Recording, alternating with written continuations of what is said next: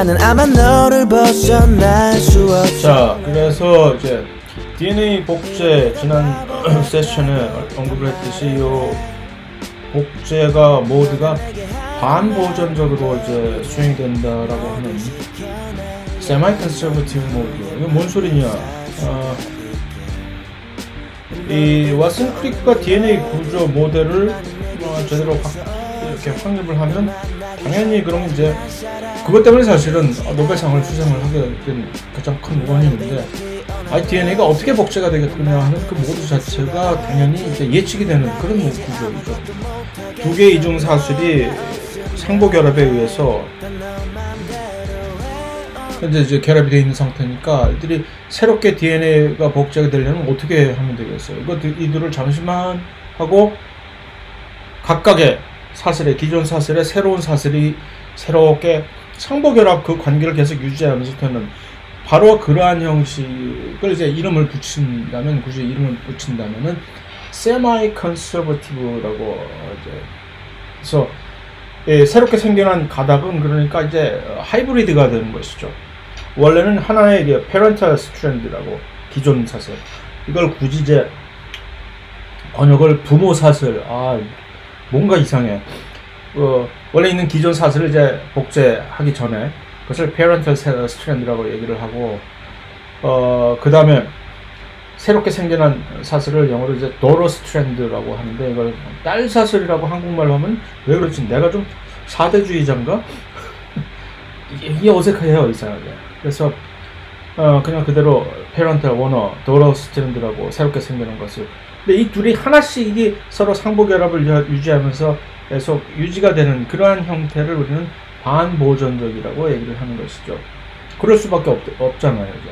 그래서 반보전적이라는 얘기는 여기서 이렇게 이 기존의 사슬, 페런탈 사슬을 빨간색으로 이렇게 우리가 표시를 하면, 새롭게 합성이 되는 사슬은 파란색으로, 파란 리본으로 표시를 하게 될 때, 새롭게 이제 하나씩 만들어진 이 사슬들은 빨강과 파랑이 이렇게 서로 합쳐져 있는 이러한 식의, 이것을 이제 반보전적 세마이 컨서버티브라고 명명을 하고, 그러면 그 상대적인 이제 개념은 무엇이냐?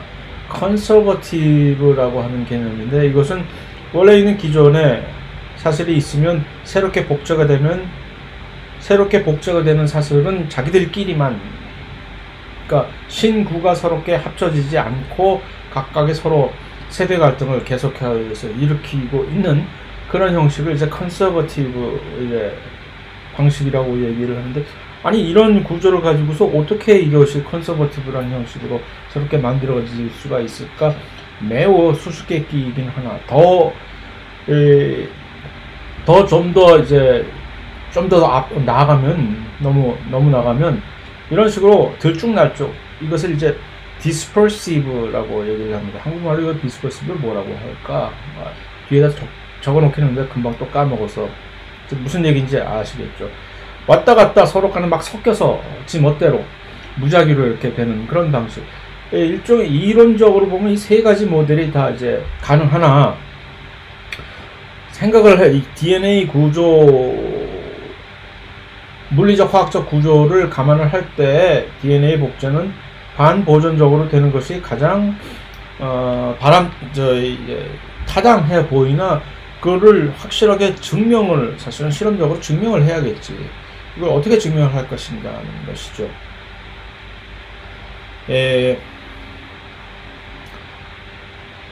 그래서 여기서 이제 메셀슨과 스탈이라고 하는 두 분이 그것을 실험적으로 이제 증명을, 물론 이것이 유일한 방법만은 아니겠으나, 그래서 이러한 식으로 이제 무게 차이점과 그것을 분리를 할 수 있는 원슨 분리 기법을 이용을 해서 했다는 것이 사실은 매우 참 스마트한 방식으로 실험을 한 것입니다. 그래서 메셀슨과 스타 두 분 다 아직까지도 이제 살아계신 분들입니다. 그래서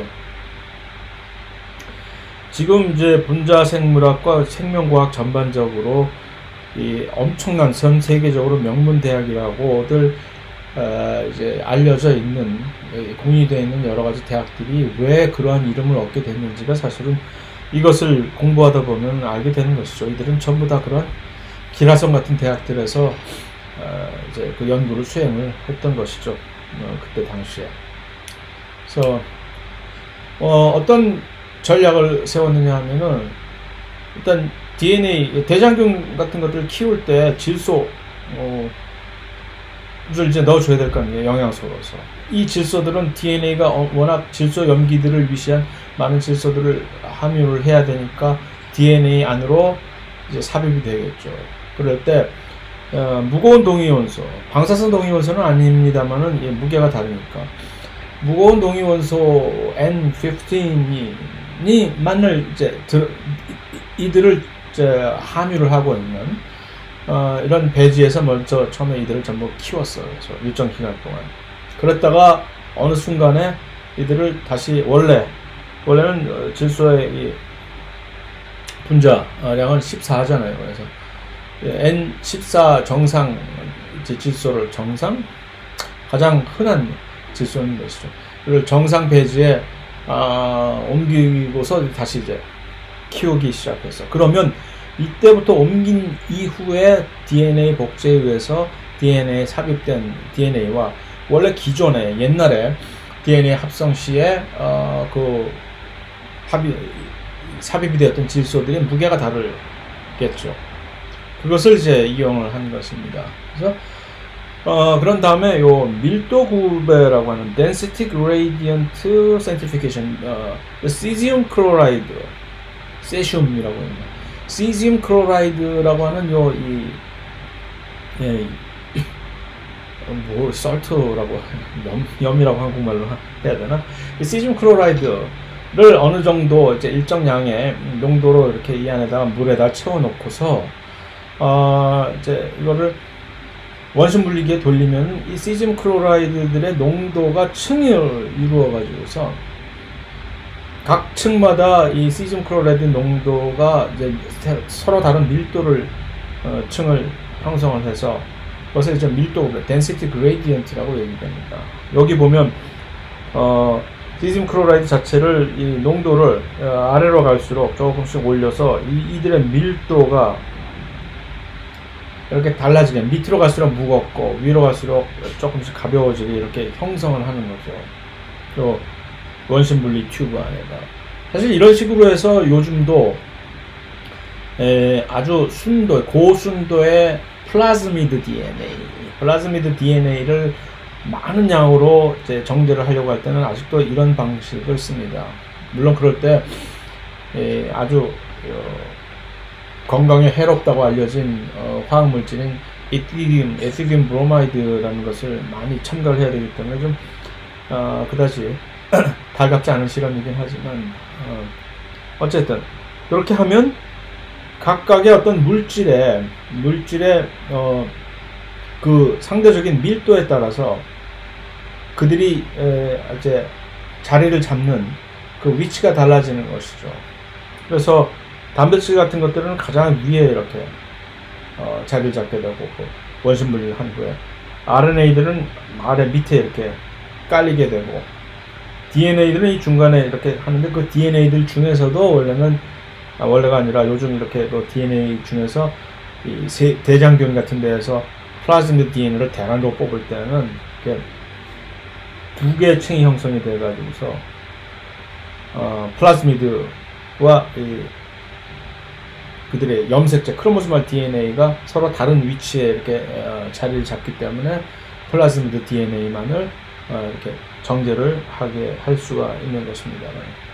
그래서 그렇게 되면 그러한 밀도 구배에서 이 지금 메세슨 스달이 이런 N15와 N15의 배제 처음에 키운 다음에 좀 더 가벼운 질소를 가지고 있는 N14 배지로 옮긴 후에 어느 정도 기간이 지난 다음에 이들을 여기서 DNA를 추출해서 거기다 밀도 구배를 시켰을 때 그 DNA들이 그 밀도에 따라서 다른 종류들이 이제 있다는 것을 우리는 예측을 할 수가 있다는 얘기죠. 그래서 가장 무거운 DNA는 HH, 헤비라고 해서 HH형이라고 하는데 그 두 DNA 이중 사슬 모두가 전부 N15로 표시된 가장 무거운 DNA가 돼. 이들은 그러니까 저 무거운 베이지에서 처음에 초기에 배양을 했을 때 합성된 DNA들이겠죠, 그것이. 그래서 이들은 무거우니까 DNA 치고는 밀도 구배상에서 그래서 가장 아래쪽에 이런 튜브가 있으면 요 밑에 이렇게 위치를 하게 되겠죠. HL형이라고 하는 것은 혼합형 것이죠. 그래서 요 밀도 구배상에서 혼합형이니까 중간쯤에 이렇게 두 개 사슬 중에 N15과 N14 서로 이렇게 혼합된 DNA 사슬일 거고, 이것은 언제 생길 것이냐? 그 N15에서 처음에 키웠던 그 세균 DNA를 이제 N14 배지로 옮긴 후에 한 번에 DNA 복제를 하면 모든 DNA들은 전부 한 번씩 했으니까 이들은 이런 식으로, 만약 우리가 알고 있는 DNA 복제 형태로 DNA가 복제가 되었었다면 이런 형태로 HL, 모든 DNA들이 HL형으로 혼합 하이브리드가 되어 있었겠죠. LL형이라고 하는 것은 가장 가벼운, 이들은 정상 배지로 옮긴 다음에 두 번째부터 새롭게 처음으로 생성이 되면서 그 다음부터 계속해서 이제 많이 생겨나게 되는, 훨씬 더 계속 DNA 복제가 계속되면 될수록 훨씬 더 이 LL형을 가지고 있는 가장 가벼운 DNA들은 훨씬 더 많이 생산이 되겠죠. 그러면서 밀도 구배상에서 가장 높은 위에 세 가지 형태의 DNA 중에서 위치를 할 것이다 라는 얘기입니다. 그래서 이들이 사실 분리가 가능하니까, 그래서 만약에 이 DNA 복제가 정말로 세마이 컨서버티브한 반보존적인 복제 모델에 의해서 이것이 수행이 됐다면 정말로 N15 배지에서 처음에 키웠다가 N14 배지로 옮겨져서 한 번의 DNA 복제를 하게 한 뒤에 딱 거기서 스탑을 시키고 이제 밀도 구배를 해서 보면, 그러면 그 모든 DNA들은 전부 HL 구성으로 존재를 할 것이다 라는 얘기죠. 그래서 그걸 해봤어요. 그랬더니 자, 여기서 이제 한 세대라는 것이 바로 요것이 이제 메세슨 스탈에게 이제 실험을 요약을 한 것을 위키피디아에서 따온 그림인데, 그래서 대장균을 처음에 이제 N15 무거운 질소를 가지고 있는 요 배지에서 키운 다음에 이것을 N14로 옮겼어요. 이렇게 옮긴 다음에 네 세대를 이제 한 세대마다 DNA 복제 한 번씩 일어났을 테니까 키운 다음에 어떻게 되는지 이제 본 거죠. 그랬을 때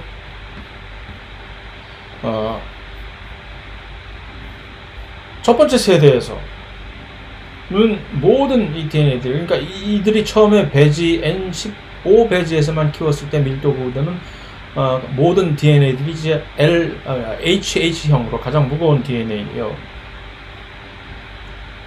밀도 구배를 하는 요 튜브 안에서 이렇게 위치를 했을 것이고, 근데 한 세대가 지난 N14로 옮긴 후에 딱 한 세대 후에 이들 DNA를 밀도 구배를 해보니까 가장 중간에는 모든 DNA들이 HL형이다라는, 요것만 봐도 이제 게임은 끝난 것이죠 사실.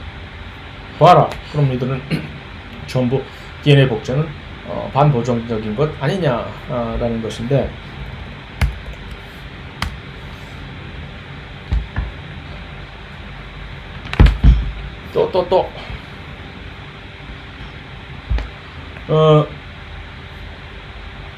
그 다음에 한 세대를 더 한 번 해서 복제 과정을 N14에서 한 번 더 해서 2회 마친 다음에 그 똑같은 실험을 수행했다면 우리는 그 실험의 결과를 어떻게 예측을 할 수 있을까요? 그러면 처음에 모든 DNA가 1세대에서는 HL형으로 이런 하이브리드 형태였으나 이 둘 중에 반은 이제 그 다음 세대에서 L형과 또 다른 새롭게 이제 상보 결합을 하는 새롭게 만들어진 형태는 이 새로운 LL형이 하나 생기겠죠. 다만 원래 가지고 있던 H형 이건 어디 못 가니까 어디 갖다 버릴 수 없는 거니까 그 원래 있던 H형과 또 새롭게 L형이 하나 만들어질 것이고, 그래서 이 두 가지 형태가 전부 다 검출이 될 것이다 라는 얘기입니다. 그래서 그것이 그러니까 그대로 정말 되더라 라는 얘기죠. 두 번째 세대에서는 보니까 이렇게 되네 진짜. 그래서 반반씩 양념 반 프라이드 반으로 이렇게 반반으로 딱 나눠지게 됐다는 얘기죠. 근데 이제 세대를 점점 가면 갈수록 LL 기존에 있던 그 가벼운 LL형과 같이 새롭게 상보결합을 이루는 새롭게 만들어진 DNA들이 양이 점점 늘어날 테니까 이렇게 되겠지요. 다만 여기서 이 그림이 지금 뭔가 실수를 저지르고 있는 것은 이들이 왜 줄어들까? 물론 전체의 퍼센티지로 따지면 맞는 얘기죠. 75%, 88% 이렇게 퍼센테이지는 맞으나 이 밴드의 인텐시티 자체가 여기서 처음에 있던 50% 이 인텐시티에서 이렇게 점점 더 가늘게 줄어들지는 않는다라는 얘기입니다. 이론적으로 얘기를 하자면 그것은 아니죠. 얘가 어디 가나? 위키피디아도 그런 실수를 한다라는 얘기입니다. 그래서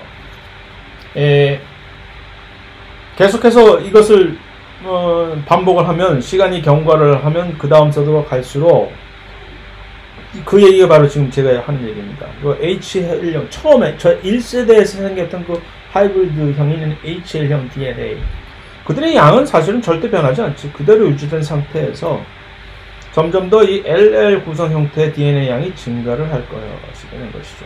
그래서 전체적인 비율을 놓고 보면 그 비율 퍼센티지가 줄어들 수는 있으나 원래 이 기존의 양은 변하지 않는다. 요 HL 형태가. 그래서 깔끔하게 아무도 태클을 못 걸게 DNA 복제 형태가 이제 세마이 컨서버티브 형태인 반보존적으로 된다는 것을 입증을 했습니다. 자, 그러면 이제 다시 한번 복기를 해보면, 그렇다면 하고 이제 만약에 보존적인 DNA 복제 모델이 맞았다면, 또는 dispersive, 이거 분산적이구나 이거. 분산적인 DNA 복제 모델이 만약 맞는 모델이었다면 실험 결과가 어떻게 나왔을까라고 이제 호사가들이 얘기를 하자면, 만약에 이것이 보존적이었다면은 복제 후에 어떻게 됐을까요? 그러면 일단 밴드가 두 개가 뜨겠죠. 예. 그래서 HL 형태라는 것은 전혀 만들어지지 않고 첫 번째 DNA 복제가 일단 이루어지자마자 두 가지 형태의 다른 LL형과 HH형이 만들어졌을 것입니다.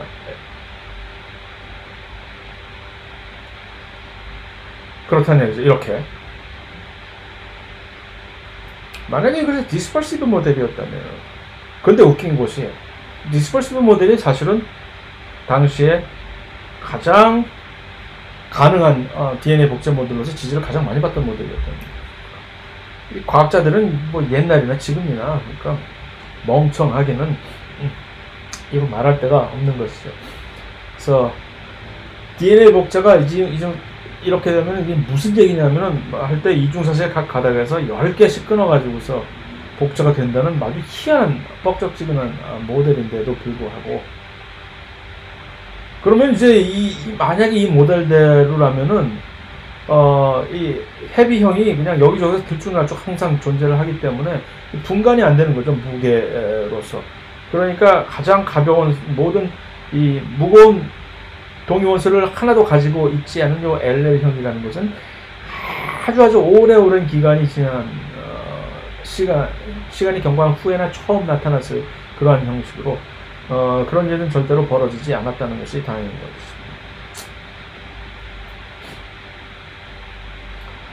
자, 이 다음은 이제 그래서 중심 원리라고 하는, 우리가 요즘 얘기하는 센트럴 도그마라고 해서, 그건 뭐냐, 별거 아닌데 이 유전 정보의 흐름이 어떤 방식으로 일방통행 형식으로 흘러나간다라는 것을 이제 강조하는 이 원리입니다.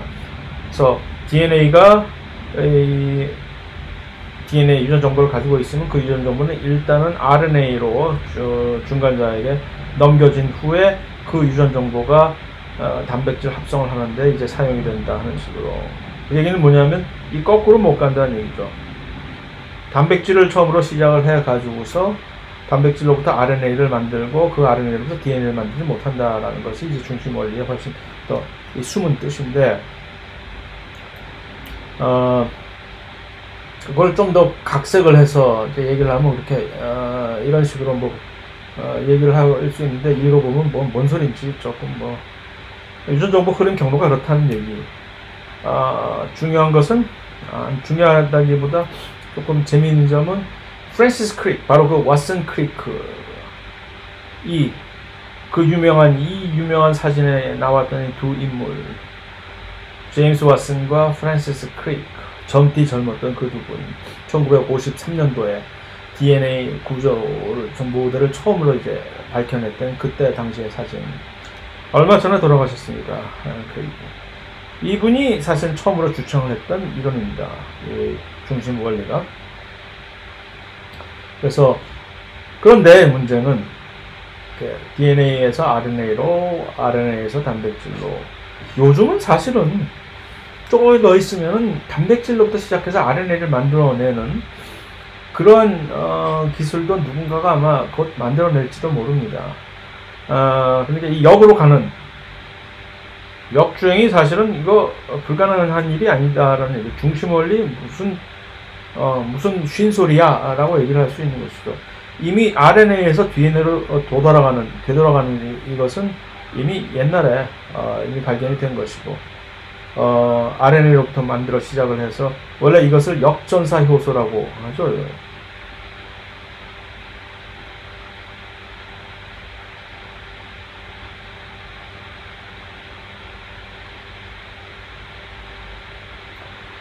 영어로 reverse transcriptase라고 하는 요 바이러스, 우리 에이즈 바이러스 같은 그런 바이러스들, RNA 형태로 들어와 가지고서 우리 몸 안에서 그들을 변신 로봇을 돼 가지고서 DNA 이중사슬로 변화시킨 다음에 그것을 가능하게 하는 효소. 그러니까 그 바이러스가 갖고 들어오는 효소죠. 자기 숟가락은 최소한 들고 들어온다는 얘기입니다. 그래서 그걸 가지고 우리의 DNA 그 안에다 삽입을 했다가 잘 살다가 지루해 하고 튀어나가게 되는 그런.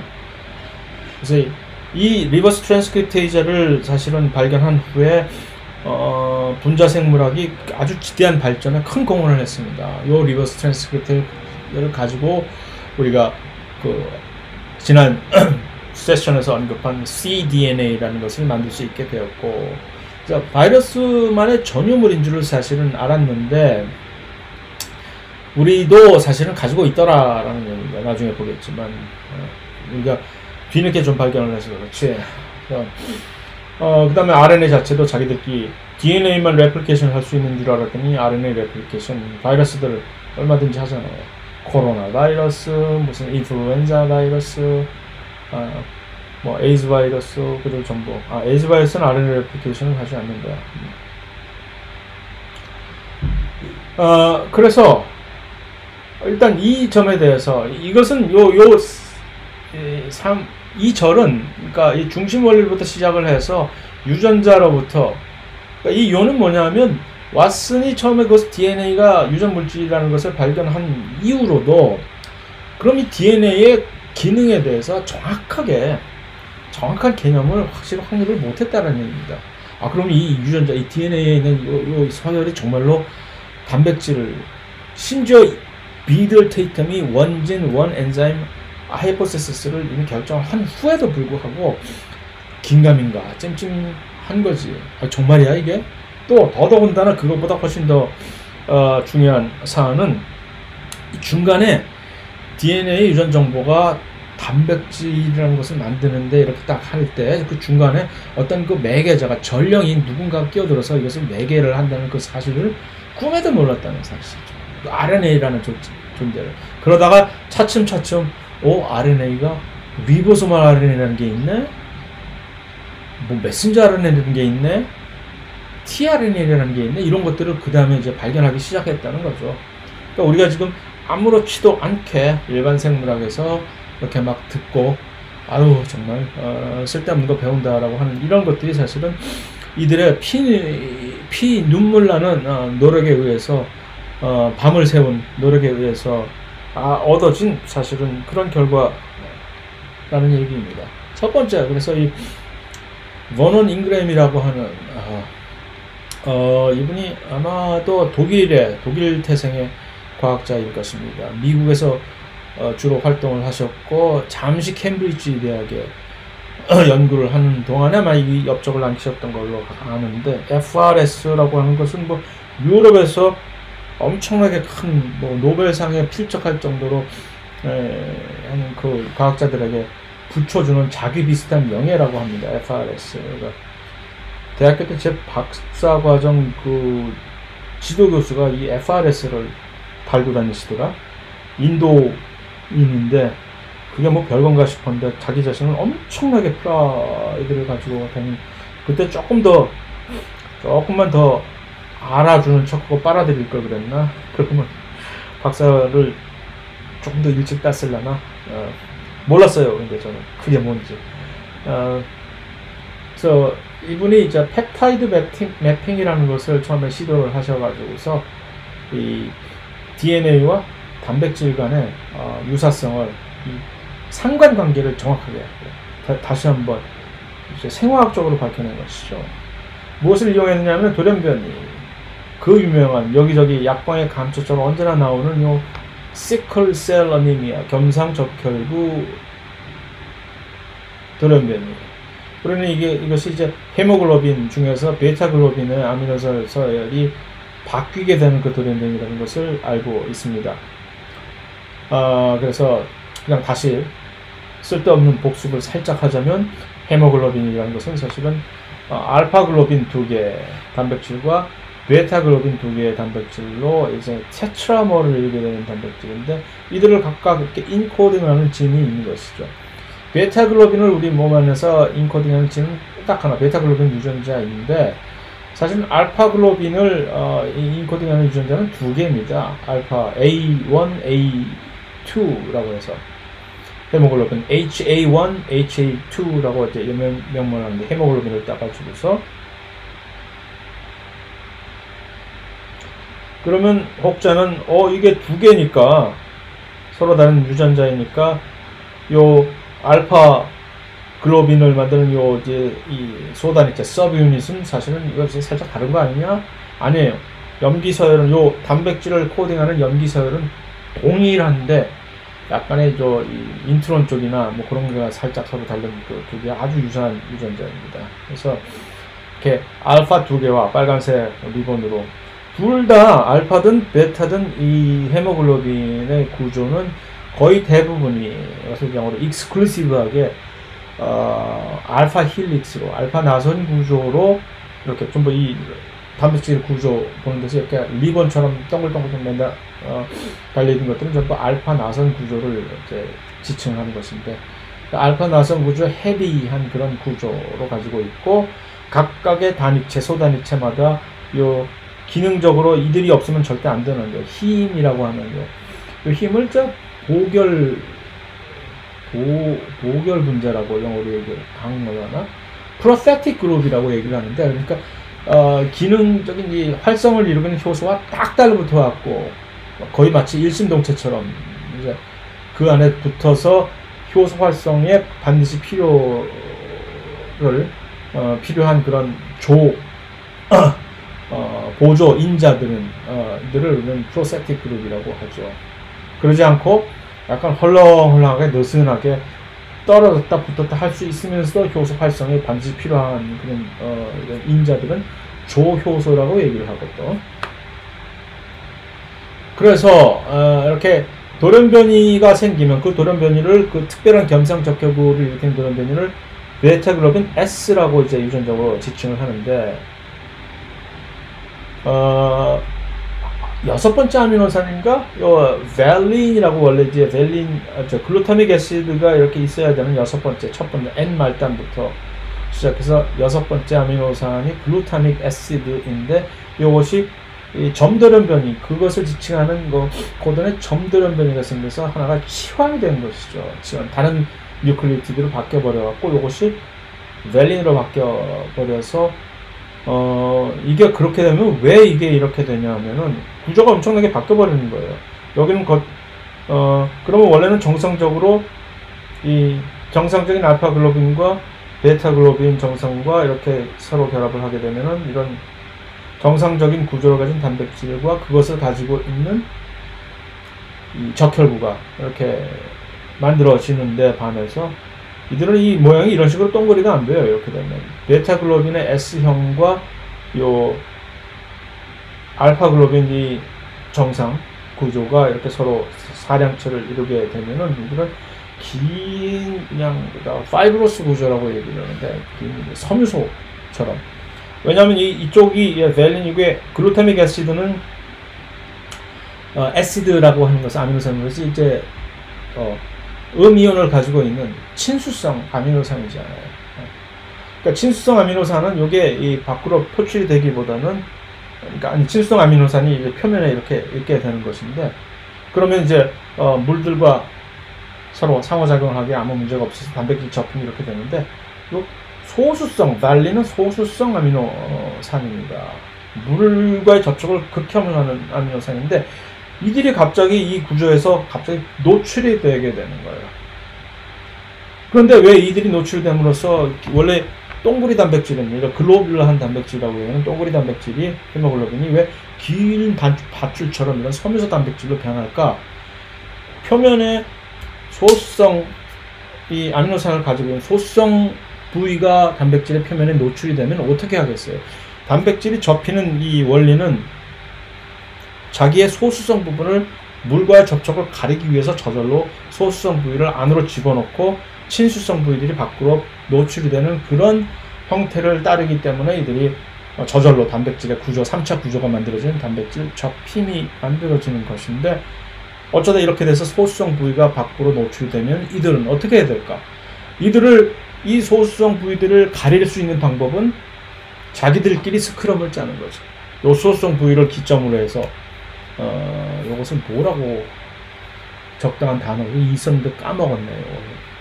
뉴클리에이션 센터라고 해서 자기들끼리 이렇게 막 뭉치게 되니까 이게 기울어요.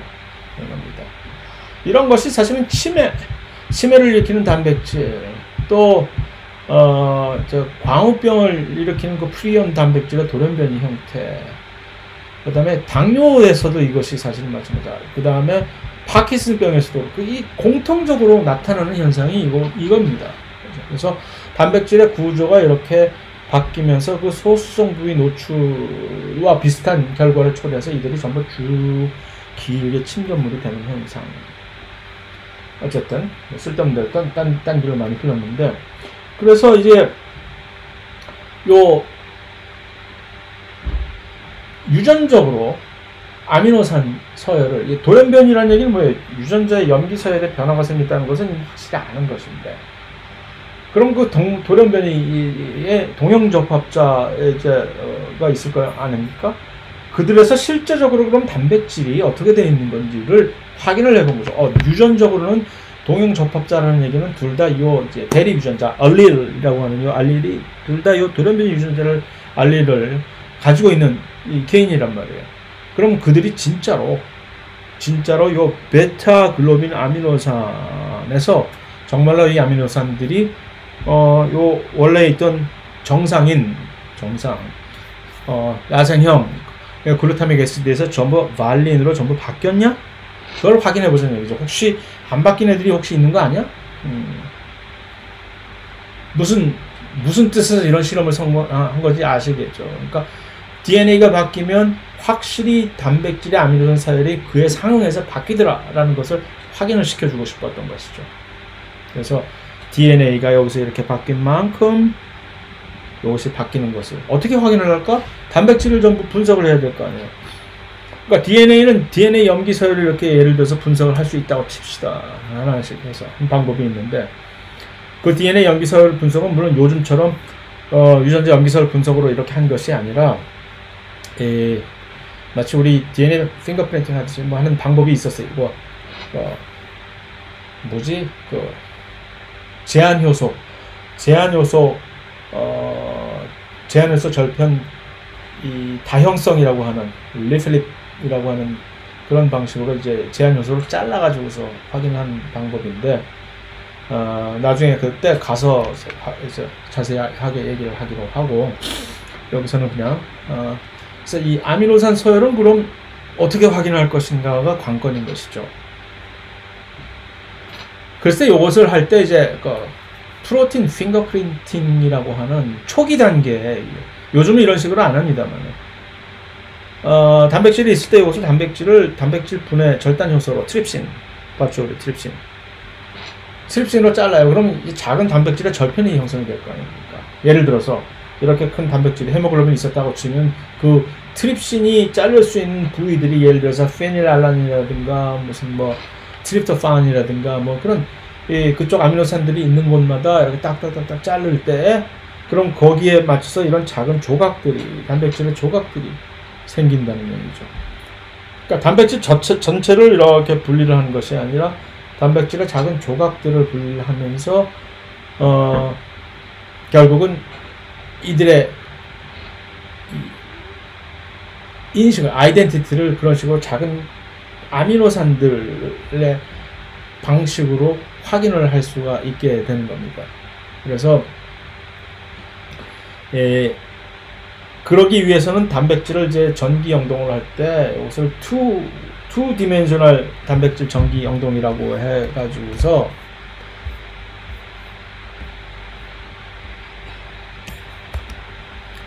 여기 보듯이 이렇게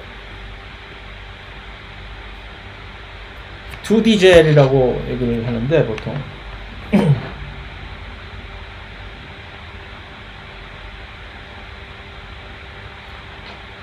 단백질 자체를 처음에는 분리를 핵산 분리하듯이 비슷한 방식으로 이렇게 1차원적으로 이렇게 위에서 아래로 이렇게 분리를 합니다. 그 다음에 그것이 분리가 다 끝난 다음에 이 절편들이 분리가 다 끝난 다음에 헷가닥 뒤집어요.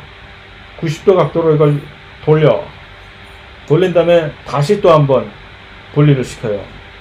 그럼 얘네들이 이렇게 돌린 얘네들이 이쪽 방향으로 이제 뭐 이것을 거꾸로 해도 되고 그러면 이들이 2차원적으로 1차원적으로 이렇게 분리가 되는 것이 아니라 2차원적인 평면으로 분산을 해서 각각 서로 다른 단백질의 절편들이 훨씬 더 세부적으로 상세하게 분리가 될 수 있는 것이죠. 1D젤의 1차원적인 1차 단백질 전기 영동은 이런 식으로 일렬로 나란히 해서 단백질의 크기별 분리만을 가능하게 하는데 이런 식으로 2차원적으로 분리를 하면 이제 단백질의 크기를 일단 먼저 분리를 한 다음에 각각의 절편들의 차지